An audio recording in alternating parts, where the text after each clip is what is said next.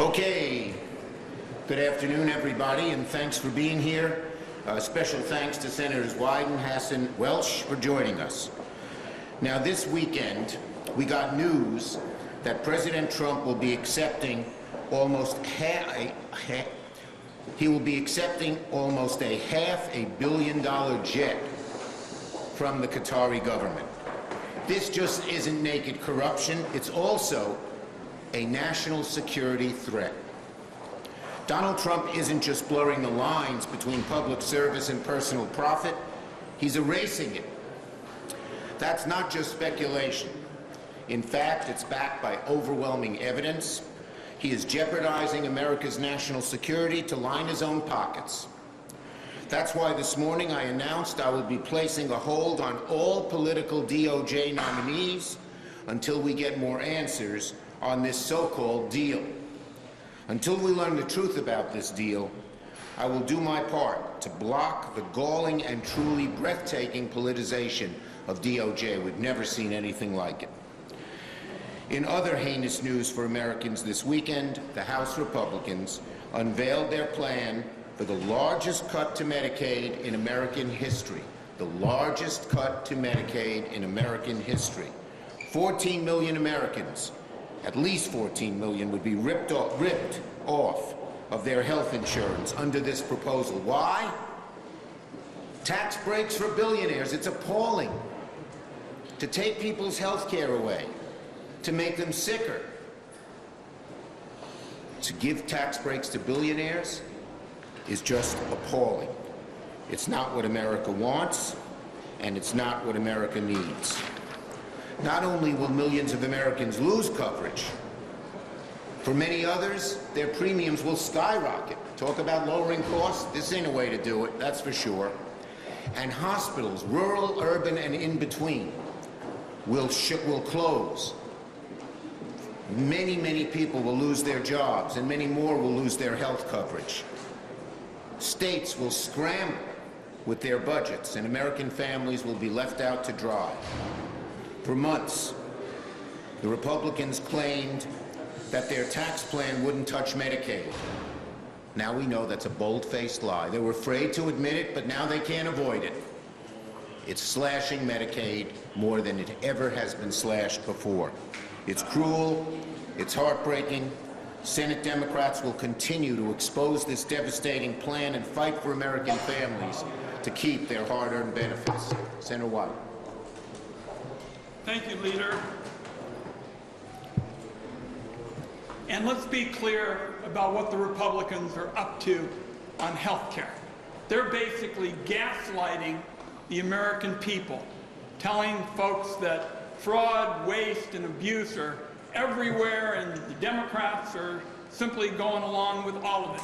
Now we have the Congressional Budget Office, which is the go-to arbiter of the facts in this area, say that 100% of the cuts have nothing to do with waste, fraud, and abuse, nothing.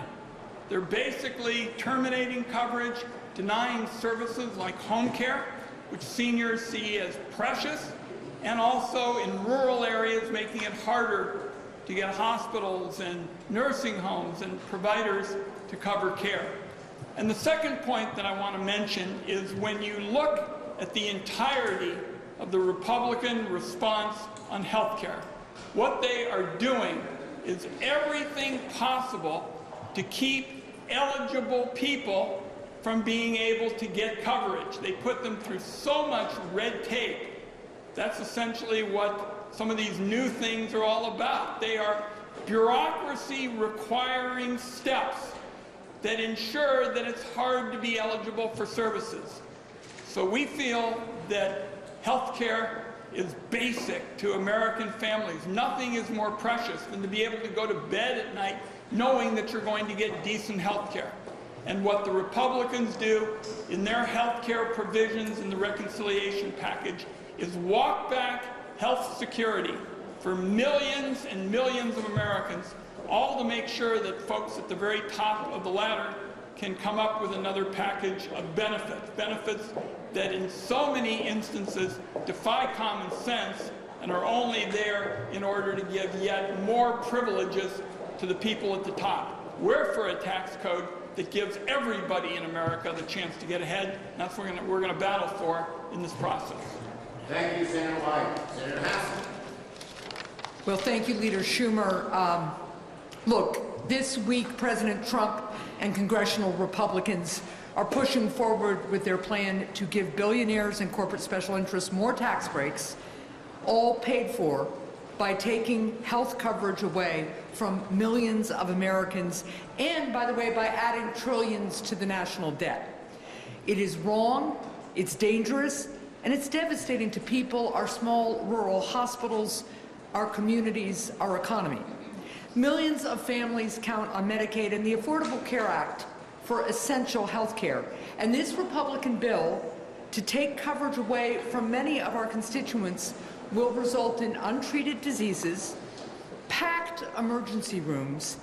If you think wait times are long at emergency rooms now, they will get worse, and even higher prescription drug prices, because this bill exempts more drug products from negotiation with Medicare. When I was governor of New Hampshire, we expanded Medicaid with Republican support, because even though we didn't agree on everything, we understood that we're all better off when people are healthy. At a time when families continue to struggle with rising costs, I can think of few ideas as ill-advised as this one from President Trump and congressional Republicans. They are working, this bill directly raises health care costs on millions of Americans, just as other costs continue to go up. But this proposal to take Medicaid coverage away from people doesn't just put the families who are going to lose coverage at risk. No, this proposal threatens our entire healthcare system. Healthcare providers all across the country, especially rural doctors and hospitals, are only able to keep their doors open because of the care that they provide to patients who have Medicaid and Medicare coverage. If millions of people can no longer afford to go to the doctor and get the care that they need, many of these facilities will have no choice but to shut down altogether. And when people have their insurance taken away, they end up getting their care in emergency rooms when their condition is acute. This drives up waiting times, costs, and look, it will drive up insurance premiums even on the private health insurance market for everyone. The bottom line here is clear. If this billionaire tax break at the expense of the middle class passes, more people will get sick, our economy will weaken, and an awful lot of people, an awful lot of our fellow Americans, our friends and neighbors, will be hurt. Thank you. Senator Welch. Thank you. Just on that plane, Senator Schumer, he's kind of an old-fashioned guy. He puts like national security ahead of presidential traveling comfort. Shocking. You know, we're at crunch time here, and there's a lot of suffering and anxiety throughout the country, especially folks who are struggling week to week, month to month to pay their bills. And we're at a moment where that suffering is going to be intensified by a law that Congress is considering. Folks need health care. And folks need it in red states and they need it in blue states. Folks need health care, whether they voted for Trump or they voted for Harris. They need it for the kids. They need it for their older parents. And we are on the cusp of voting on a bill that makes it legal to boot seniors out of nursing homes, that makes it legal to deny disabled kids Medicaid, that makes it legal to move to a different topic, to take $2 for a meal that's provided by SNAP off the table. This is what we're actually considering, to make it legal to take away health care for kids and for seniors. That is so outrageous. And why is it? It's not because my Republican colleagues don't want their folks that they represent to have access to health care. They're intimidated by Trump.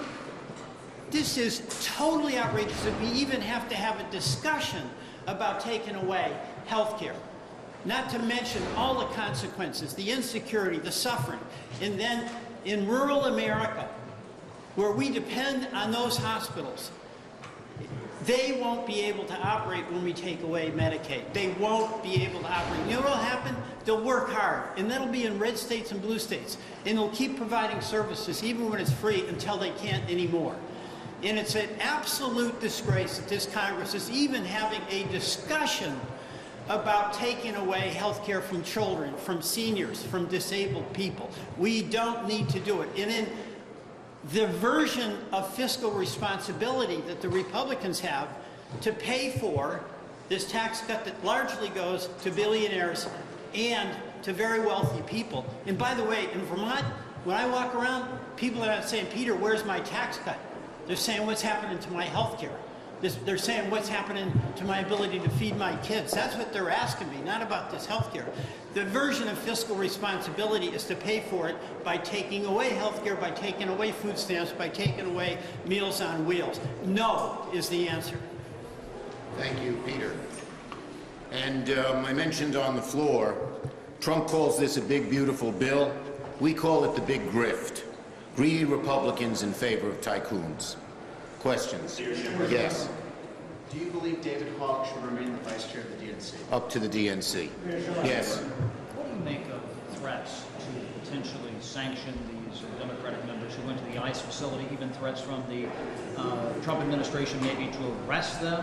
We see a resolution now to maybe toss them from their committees. Look, the right of peaceful protest is sacrosanct in America. The Trump administration and often its Justice Department doesn't seem to believe in it. Was that yes, yes. On the DOJ nominee hold, is there anything, On the DOJ nominee hold, is there anything specific from DOJ you would want to hear that would make you comfortable with this plain deal, or are you just against it? on the floor today and in a letter we will be sending, we ask a whole lot of questions, a lot of serious answers. National security threats. You're going to take a plane from another country?